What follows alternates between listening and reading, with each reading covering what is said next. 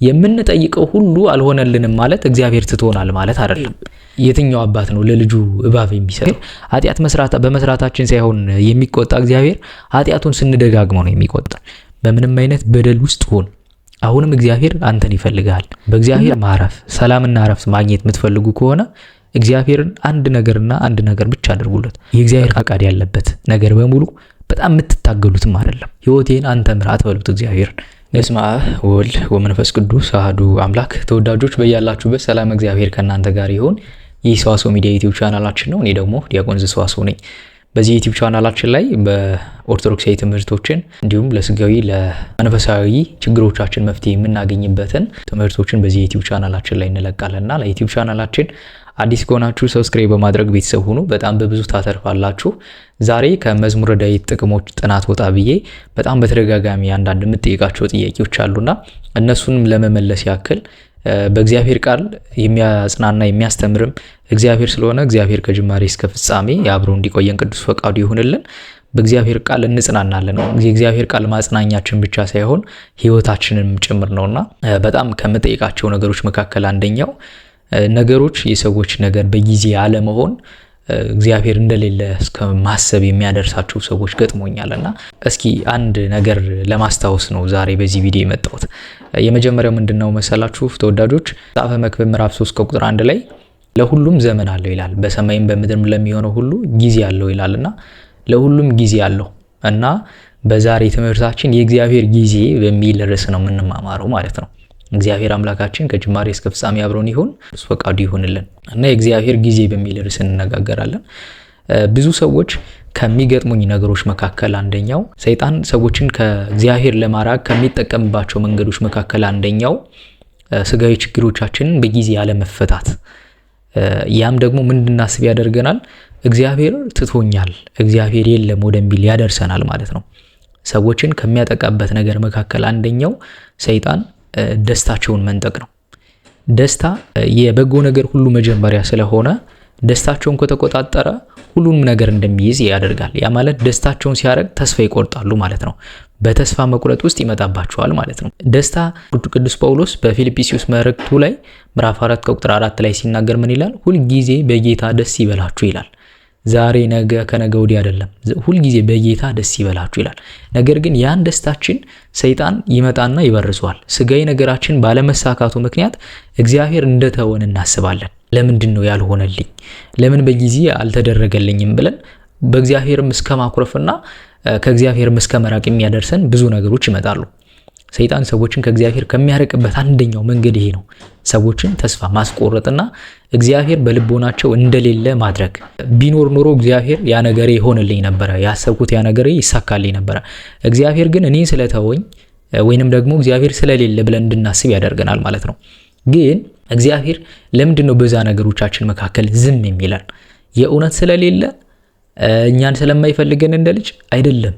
እግዚአብሔር ያንን ነገር በፈተናችን ሰዓት ዝም የሚልበት አንደኛው ምክንያት አንደኛ ፈተናው ለኛ የሚጠቅመን ከሆነ ነው እግዚአብሔር ዝም የሚለው። ሁለተኛ ደግሞ ያ ነገር ቢደረግ ስለምንጠፋ ነው። እንደውም ከዚህ ጋር ተያይዞ አንድ ታሪክ አለ።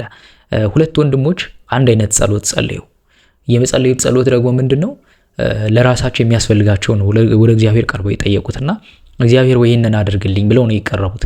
ለአንደኛው ወንድም እግዚአብሔር አደረገለት፣ ለአንደኛው ደግሞ ሲያደርግለት ቀረ። ከዛ ያልተደረገለት እግዚአብሔርን ጠየቀው፣ ጌታ ሆይ ይሄ ወንድሜና እኔ እኩል ነበር የጸለይ ነው፣ ለሱ አደረክለት፣ ለኔ ግን አላደረክልኝም ለምን አለው። ለሱ ባላደርግለት ይጠፋል፣ አንተ ባደርግልህ ደግሞ ትጠፋለህ አለው ይባላል። እግዚአብሔር ከኛ በላይ የሚያስብልን አባታችን ነው። እኛ የምናየው የተገለጠውን ብቻ ነው። እግዚአብሔር ደግሞ ያልተገለጠውንና ሊሆን ያለውን ነገር በሙሉ ያውቃል። እግዚአብሔር አዋቂ ነውና።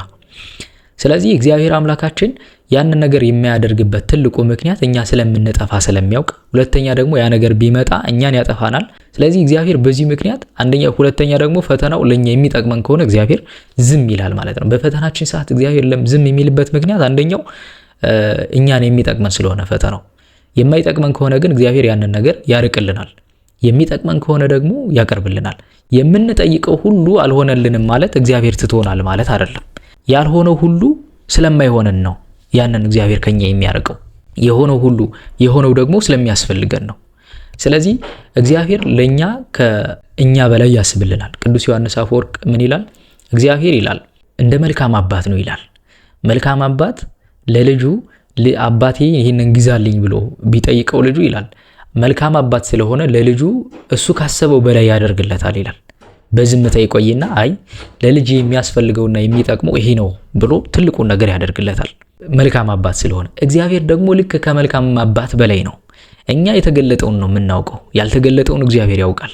እኛ የምንለምነውን ራሱ እንኳን አናውቅም እኮ ምን እንደሚሰጠን። ልክ በወንጌል እንደተጠቀሰችው ሴቱ ጌታ ሲሰቀል እባክህ አለችው አንተ በምትነግስበት ሰዓት ልጄ በግራና በቀኝ ቀኝ አዝማችና ግራ አዝማች ይሁኑ አለ። ጌታ የመለሰለታል በወንጌል ተጠቅሶ እናገኛለን። እኔ የምሸከመውን ቀንበር ማንም ሊሸከመው አይችልም ያላት። ስለዚህ እግዚአብሔር አምላክ ለኛ የሚያደርግልን ልክ እንደ መልካም አባት ነው። ከመልካም አባት በላይ ነው። የሚያስፈልገን ነገር ነው ለኛ የሚሰጠን። ስለዚህ ሰይጣን አውቆ ሰዎችን ከሚያጠቃበት ነገር መካከል አንደኛው እግዚአብሔር ትቶሃል፣ አይመልስልህም ይለዋል። ያ ሰው ያንን ድምጽ በሰማ ቁጥር በጣም በህሊናው እየተጎዳ እየሰነፈ ይመጣል። እግዚአብሔር ኃይል ነው። በቅዱስ ጳውሎስ ምን ይላል? መንገዳቸውና አካሄዳቸውን ከእግዚአብሔር ጋር ላደረገው ሁሉ ይላል ነገር ለበጎ እንደሆነ እናውቃለን ይላል። የሚደረገው ነገር ሁሉ ለመልካም ነው። ሆነ እሰይ እግዚአብሔር ተመስገን፣ አልሆነም እግዚአብሔር የተመሰገነ ልንል ይገባል። ለምን? ያልሆነው በምክንያት ነው። እግዚአብሔር ስላልፈቀደው ነው። እኛን የሚያጠፋን ነገር ስለሆነ ነው እንጂ አስባችሁታል? እናንተ ወላጆቹ ናችሁ። የትኛው አባት ነው ለልጁ እባብ የሚሰጠው? ማንም ይሰጥ የለም አይደለ? ለልጁ እግዚአብሔር እኮ ከአባትም ከእናትም በላይ ነው። እኛ ለልጆቻችን እንደዚህ ካሰብን፣ አባት ለልጁ ይህንን ያህል ካሰበ እግዚአብሔር ለፍጥረቶቹ እንዴት አያስብ? ፍጠረን ብለን አልፈጠረንም እኮ፣ አድርግልንም ብለንም እኮ አያደርግልንም። እግዚአብሔር እንዲሁ የሚያደርግ አምላክ ነው። ስለለመነው ብቻ ሳይሆን ሳንጠይቀውም የሚያደርግ አምላክ ነው ያለን። ስለዚህ ሰዎችን ከሚያሸንፍበት መካከል አንደኛው ጠላት እግዚአብሔር ትቶሃል፣ ርቆሃል፣ ዝም ብለህ ነው የምትደግመው። ለጸሎት እንኳን ስንቆም ለምንድን ነው የምትጸልየው? እግዚአብሔር እኮ ትቶሃል እኮ፣ ብትጸልይም እኮ አትሰማም የሚል ድምጾች ወደዚህ ያመጣልናል። አቡነ ሽኖዳ የተባሉ አባት ምን ይላሉ? ይህ የሰይጣን ድምጽ ነው ይላሉ። ጌታ ሆይ ይሄ የኔ ሐሳብ አይደለም ብላችሁ አማትቡበት ይላሉ። ከናንተ ይሸሻል፣ መስቀል ኃይል ስለሆነ ማለት ነው። ከናንተ ይሸሻል ይላሉ። እና ሰዎችን ሰይጣን ከሚያሸንፍበት አንደኛው ከሚያጠቃበት መካከል አንደኛው ተስፋ በማስቆረጥ እግዚአብሔር ትቶሃል፣ ብትጸልይም አትሰማም፣ ምንም ዋጋ የለህም። ሰዎች በኃጢአት እንኳን ብንወድቅ እግዚአብሔር ኃጢአቱን እንጂ የሚጸየፈው እኛን አይደለም። ሁልጊዜ እንድንነሳ ይፈልጋል፣ ወደ እርሱ እንድንቀርብ ይፈልጋል። እንደውም ኃጢአት በመስራታችን ሳይሆን የሚቆጣ እግዚአብሔር ኃጢአቱን ስንደጋግመው ነው የሚቆጣ። በቃ አንዴ ሆን ተሳሳተን አይደለ? ለምን አትድገመው ነው፣ አትመለስበት ነው፣ ወደ ኋላ አትይ ነው። እንደ ሎጥ ሚስት አንዴ ካደረከው ያን ነገር ተወውና ወደ እግዚአብሔር ቅረብ። በምንም አይነት ኃጢአት ውስጥ ሆን፣ በምንም አይነት በደል ውስጥ ሆን፣ አሁንም እግዚአብሔር አንተን ይፈልጋል። ሁላችንንም እግዚአብሔር ይፈልገናል። በምንም አይነት በደል ውስጥ እንኳን ብንሆን እግዚአብሔር አሁንም እንደ ልጅ የት ነህ ይለናል። ሁልጊዜም ቢሆን ከዓይኑ እንድንሰወር አይፈልግምና የእግዚአብሔር ጊዜ አለው። ያ በእግዚአብሔር ጊዜ የተሰራው ጊዜ ደግሞ እኛን የሚጠቅመንና የበለጠና የተሻለ ነው እኛ ካሰብነውና እግዚአብሔር ያሰበልን። እግዚአብሔር በጊዜው የሰራው ነገር በጣም ትልቅ ዋጋ ይሰጠናል። ቅዱስ እንጦንስ ስለዚህ ነገር ጠይቆ ነበር። ጌታ ሆይ አንደኛው ሀብታም ይሆናል፣ አንደኛው ደግሞ ድሃ ይሆናል፣ አንደኛው በመልካም ይቀበራል፣ አንደኛው ደግሞ እንዲሁ ይቀበራል። ለምንድነው እያለ ቅዱስ እንጦንስ አባ መቃርስ እግዚአብሔርን ይጠይቅ ነበር። አባ መቃርስ ይሄንን ጠይቆ ነበር እና እግዚአብሔር የመለሰለት አንድ ነገር ነው። ይህ የኔ ስራ ነው አሉ። ለእግዚአብሔር ስራችንን እንተው ወዳጆቼ። ማረፍ የምትፈልጉ ከሆነ እቺን ቃል ብቻ አድምጡኝ። በእግዚአብሔር ማረፍ፣ ሰላምና አረፍት ማግኘት የምትፈልጉ ከሆነ እግዚአብሔርን አንድ ነገር ብቻ አድርጉለት። ፈቃዳችሁን ለእርሱ አሳልፋችሁ ስጡት። ጌታ ሆይ በሉት፣ እኔ ለኔ ማሰብ አልችልም፣ አንተ ለኔ አስብልኝ። አንተ ህይወቴን ምራት፣ ፈቃዴን ለኔ አሳልፌ ሰጥቻለሁ በሉት። ያኔ እግዚአብሔር በህይወታችሁ ታምር ያሳያችኋል።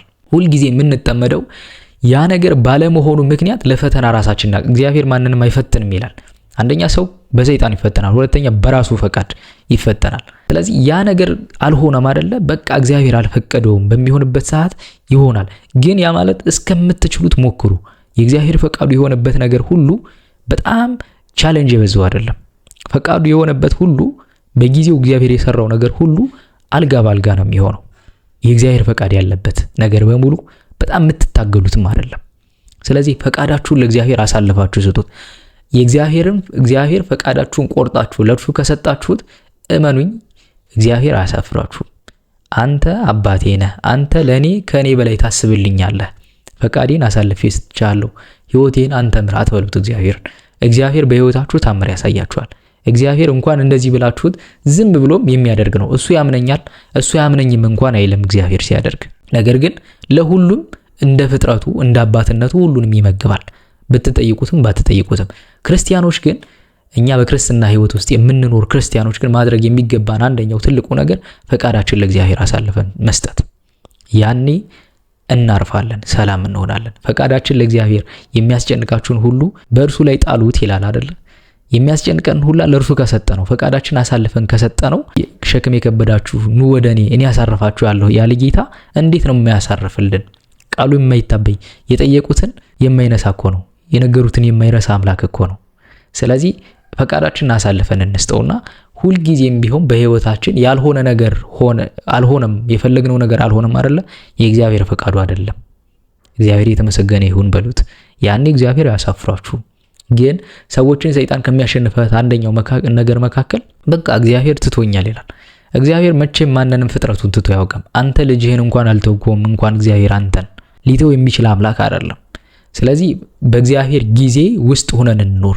የእግዚአብሔር ጊዜ የተባረከና የተቀደሰ ነው ማለት ነው። እና እቺን መልእክት ለማስተላለፍ ነው ዛሬ በዚህ ቪዲዮ የመጣሁት።